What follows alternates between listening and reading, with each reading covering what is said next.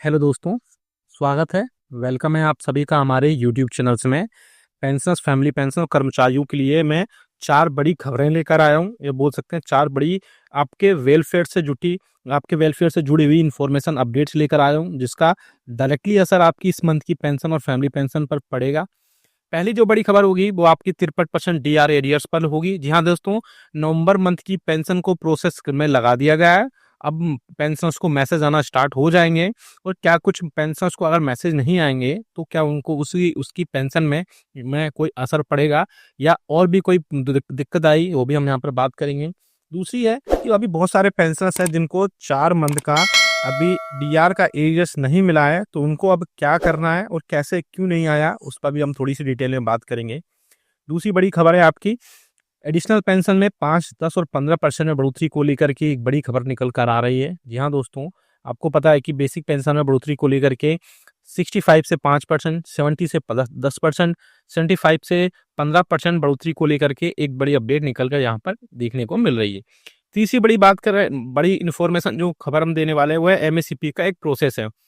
उसके regarding MSCP में बहुत सारे पेंशनर्स परेशान हो रहे हैं क्योंकि वो डायरेक्टली एक प्रोसेस फॉलो नहीं कर रहे हैं, जिसके थ्रू उनको एमएससीपी का फ़ायदा नहीं मिल रहा है। वो हम प्रोसेस बताएंगे आपको कि कैसे आपको क्या प्रोसेस फॉलो करना है और क्या कितना टाइम लगेगा और बाकी चीज़ें कहाँ आपको कोऑर्डिनेशन करनी है, वो सारी चीज़ें हम बताएंगे। इसके बाद बड़ी खबर है एक और कि डिसेबिलिटी पेंशन को लेकर की भी एक बड़ी खबर आ रही है।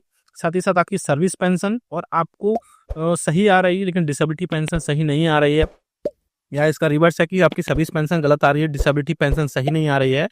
तो इसके लिए आपको कहाँ कंप्लेंट करनी है और क्या चीज़ें, क्या प्रोसेस करना है, उस पर भी हम यहाँ पर डिटेल में बात करेंगे। इसलिए इस वीडियो को पूरा लास्ट तक देखिएगा। और अगर चैनल पर पहली बार आए तो आपसे एक अपील करना चाहूँगा, तो चैनल को सब्सक्राइब जरूर कर लीजिएगा। साथ ही साथ बेल आइकन को प्रेस करना बिल्कुल मत भूलिएगा। इसके अलावा आप हमसे वो और भी जल्दी जो है आप हमसे रिप्लाई चाहते हैं तो आप हमारे चैनल को 29 रुपये दे करके ज्वाइन भी कर सकते हैं। बहुत सारे पेंशन अब इसको ज्वाइन भी कर चुके हैं। मुझे उम्मीद नहीं थी, लेकिन फिर भी जितने पेंशन ने अभी तक ज्वाइन किया उन सभी के लिए धन्यवाद, थैंक यू।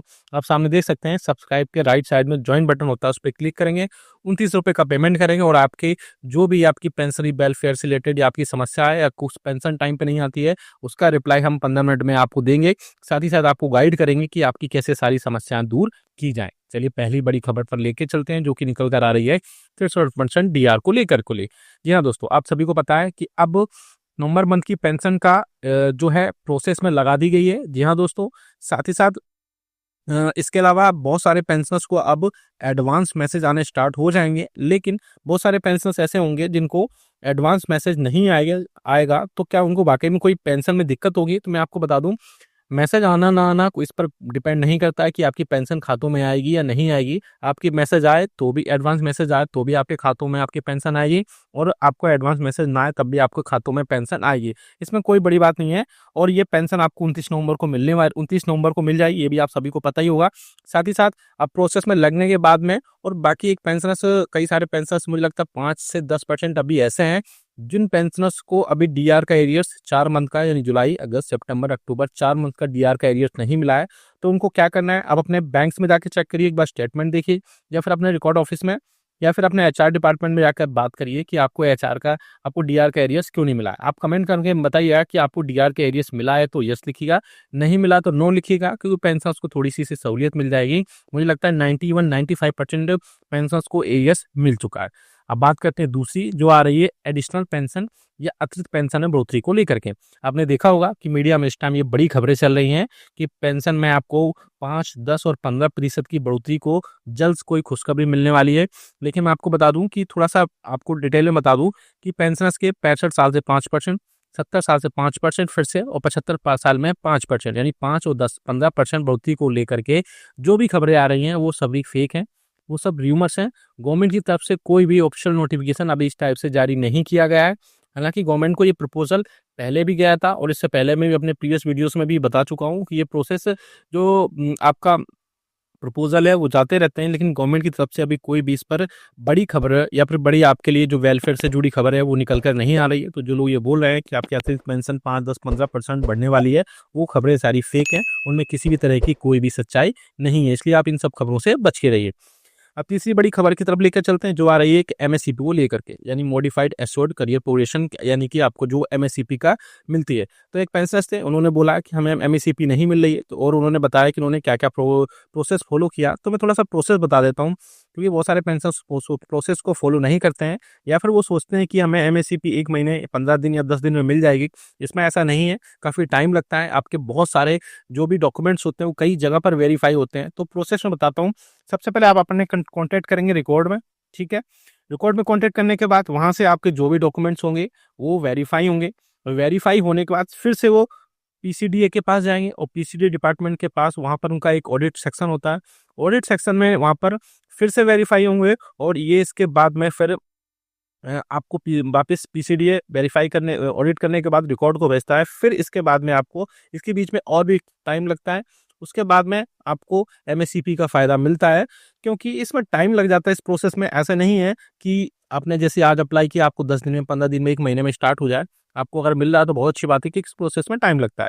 और इसके बाद में जब पीसीडीए वापस आपको रिकॉर्ड को अपने डॉक्यूमेंट से वेरीफाई करने के बाद सेंड कर देता है, तो फिर आपका करिजेंडम पीपीओ जारी होता है, और उसके बाद में आपको आपकी बढ़ी हुई पेंशन आपको खातों में मिलती है। तो एमएससीपी का प्रोसेस मैंने बता दिया है। अगर आपको भी इससे रिलेटेड कोई डाउट है तो आप कमेंट बॉक्स में कमेंट करिएगा, या फिर चैनल भी ज्वाइन कर सकते हैं। अब बात करते हैं एक और बड़ी खबर की, जो कि आ रही है। 2 टाइप की पेंशन बहुत सारे पेंशनर्स को मिल रही है। वो एक सर्विस पेंशन है, दूसरा डिसेबिलिटी पेंशन है।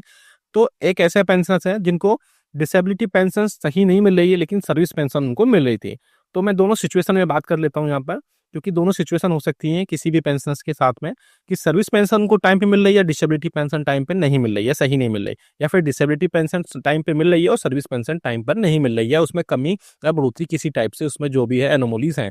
तो आपको करना क्या है कि आपको लगातार सीपी ग्राम पर कंप्लेंट करना है, या इस पर से कंप्लेंट करना है। आप लगातार कंप्लेंट करते रहिए, या फिर आप रिमाइंडर बना लीजिए। रिमाइंडर बना के आप लगातार कंप्लेंट करते रहिए कि आपकी डिसेबिलिटी पेंशन जो है गलत तरीके से बना दी गई, गलत है, उसमें आपकी उसमें पेंशन में कमी है, या फिर सर्विस पेंशन आपकी जिस हिसाब से कमी है उसमें जो भी चीज़ें ऐड करनी है, आपके जो भी पैसे उसमें ऐड नहीं हो रहे हैं, उस पर कंप्लेंट करते रहिए।